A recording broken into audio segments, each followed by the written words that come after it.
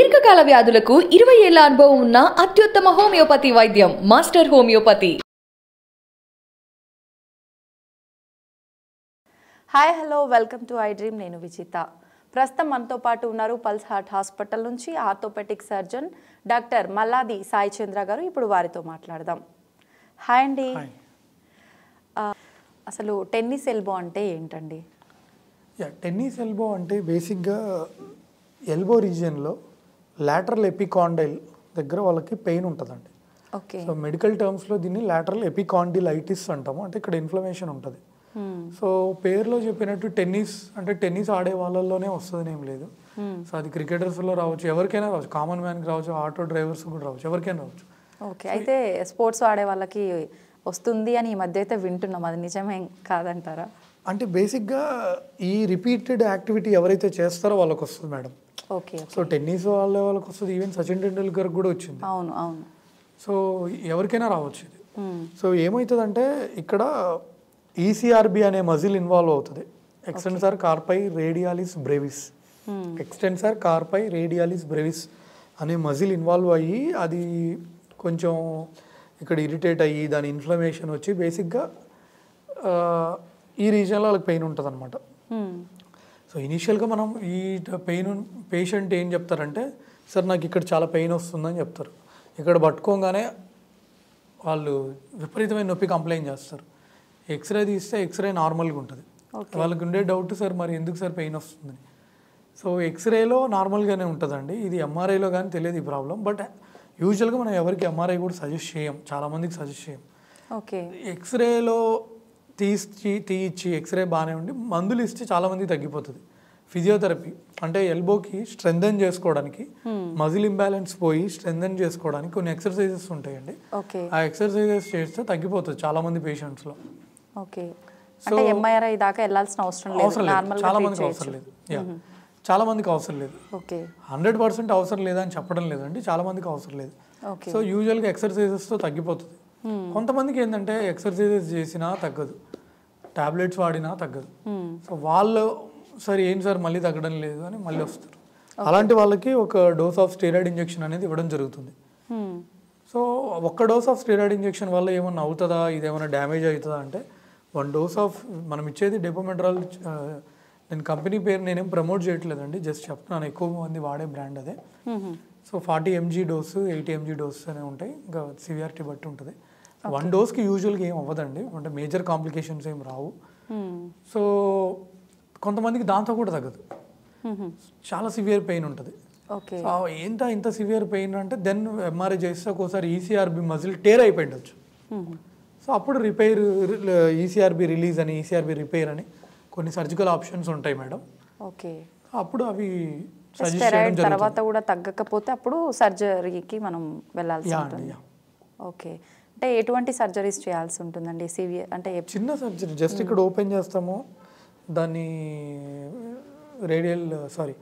Lateral ఎపికాండైల్ వరకు వెళ్ళి దాన్ని ఇక్కడ రిలీజ్ చేసి ఓకే బైట్స్ తీసుకుంటాం. అంటే మనం ఎక్కువ హ్యాండ్ మూమెంట్ ఇచ్చేదాన్ని బట్టే ఈ పెయిన్ అనేది వస్తుంది, మనకు స్పోర్ట్స్తో దేంతో సంబంధం లేదు స్పోర్ట్స్తో సంబంధం లేదు. అయితే ఏజ్తో సంబంధం ఉంటుందా అండి ఈ పెయిన్? ఏజ్తో అంటే యూజువల్గా 30 to 50 years ఈ ఏజ్ వాళ్ళకి వస్తుందండి. ఓకే. 30 to 50. ఎటువంటి కేర్ తీసుకోవచ్చండి, అంటే ఇది రాకుండా కానీ ముందుగా వచ్చిన తర్వాత కానీ? అంటే టెన్నిస్ ఎల్బో రాకుండా ఉండాలి అంటే ఇది చేయాలని ఏం లేదు మేడం.